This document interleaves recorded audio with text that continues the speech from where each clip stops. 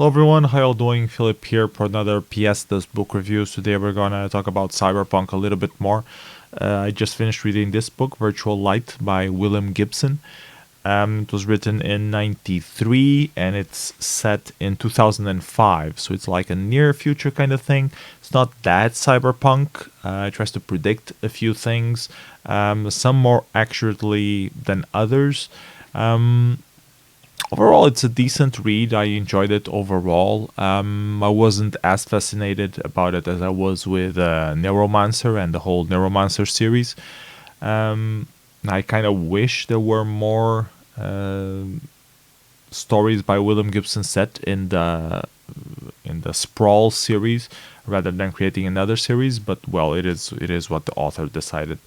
So it's about these VR glasses that are called virtual light here in this book, and it sort of predicts that virtual reality became more trendy, and for 93, this is a pretty decent prediction. There's been work in VR since the 80s, so it wasn't new at the time, but definitely got a lot of boom on early 2000s, or 2010, around 2010. um, Mostly when Oculus Rift and HTC Vive started becoming something that did not give you motion sickness, so it's on par with the current technology in that regard. Other predictions that the author makes in the book are not as quite as on point as he would wish. He assumed that the United States would devolve or decompose into smaller states, which hasn't happened yet. It could still happen. And he also predicted a earthquake around San Francisco area, which apparently has not occurred yet. He called it the Little Grande on the book. And I'm mentioning this earthquake in particular because it shapes a little bit the city of San Francisco, which is where most of the storyline takes place. There is this bridge that connects Treasure Island with San Francisco, from what I know. I've never been there.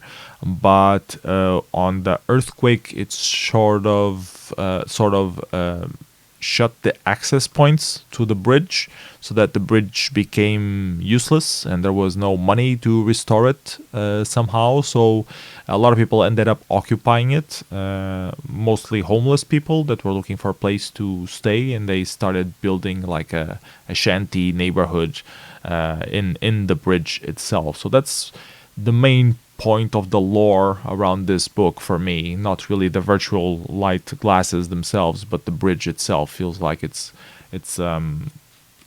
the main character of the whole thing. The action is actually between a retired cop, or a cop that wasn't a cop for a very long time due to some issues, and he's a rent-a-cop, a security officer of some sort. And he gets himself involved in this, it's not really conspiracy theory, but sort of a conspiracy theory. Don't want to spoil much either. And there are some carriers involved, and I did like the prediction that data becomes more important than currency.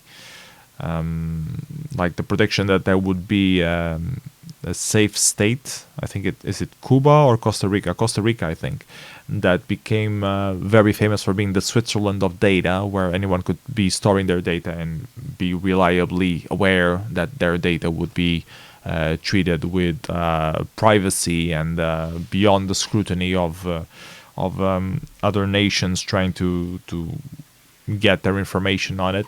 So I found that very interesting prediction, and I think that is something that is going to happen eventually on the real world as we know it. There are already some islands with some sort of schemes that way, but or oil rigs more than islands, really. So I think it might still occur. Let's see how it evolves.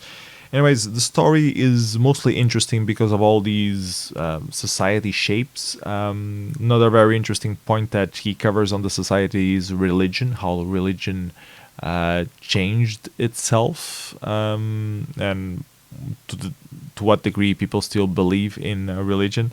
There are two particular religions that are mentioned here. One of them is based out of a cure for AIDS, of all things, that at the time was still a big concern in the 90s. But nowadays, we already have a treatment for AIDS. People no longer died of just catching AIDS.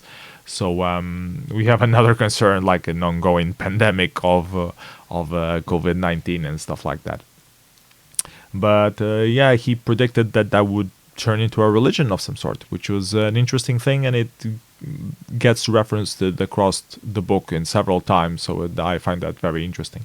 Another religion that he mentions is a religion where people are told to watch TV a lot.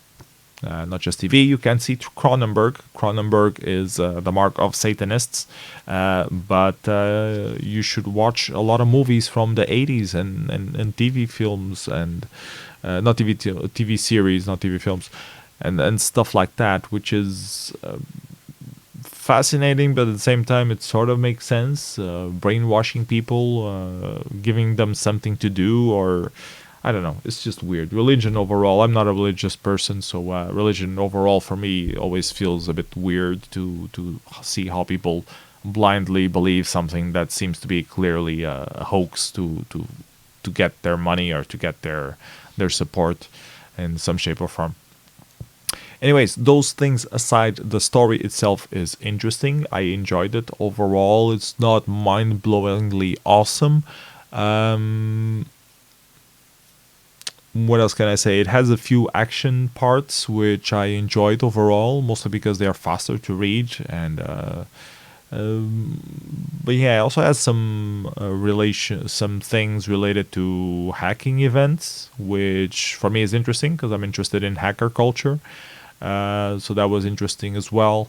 So yeah, overall, it's not like amazing read like Neuromancer and the Sprawl series was, but it was pretty decent. If you like non-hardcore cyberpunk, or like cyberpunk that is more to our current age, not like in a far future, but in a closer future.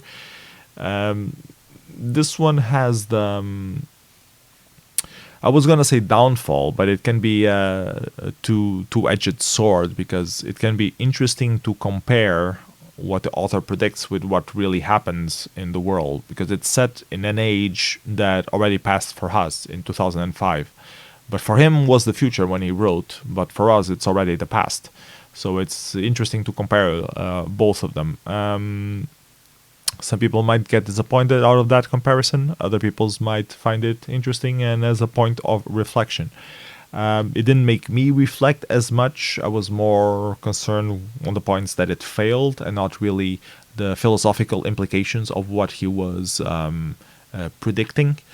Like I usually have on science fiction books, I usually have those kind of philosophical comparisons and reflections on those kind of topics. And on this one, I didn't have it that much. I had it on a few points, obviously, the ones I already mentioned, but not all of them. And that was a little bit of a drawback for me. I was expecting a little bit more, not sure exactly what.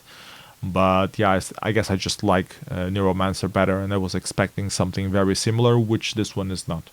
Regardless of that, I'm gonna keep reading the series. I want to check E.U and tomorrow's parties and see how the storyline evolves. It might get better, it might not. If it's the same, I think I'll enjoy it nonetheless. It's not gonna be a groundbreaking read, but it's gonna be interesting way to pass my time. Anyways.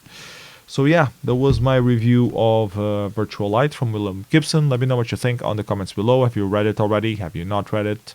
All that jazz. And that's all I have for you today. See you next time. Bye bye everyone. Take care.